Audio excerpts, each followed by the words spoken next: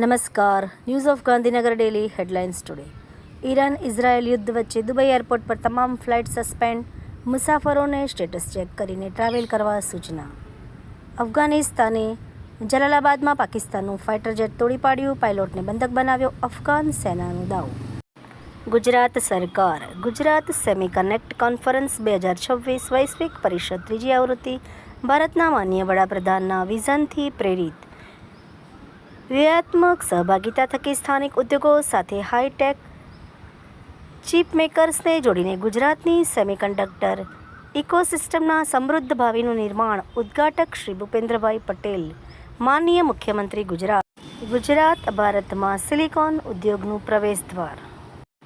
તંત્રીલેખ Israel પર Iran, Yemen, લેબનાનનો સંયુક્ત હુમલો. એઆઈથી ફક્ત coding, testing, back office process પર જ અસર પડશે. ટેરોટની દુનિયા ભાગ 2 ડૉક્ટર હેમલ કલ્પેશ રાવલ. રાષ્ટ્રપતિ દ્રૌપદી મુર્મુએ જેસલમેરમાં ભારત પાકિસ્તાન સરહદ નજીક LCH પ્રચંડમાં ઉડાન ભરી. ભારતની સાઉથ આફ્રિકા સામે હાર પછી પણ ભારતના વર્લ્ડ કપ જીતવાના યોગ બની રહ્યા છે.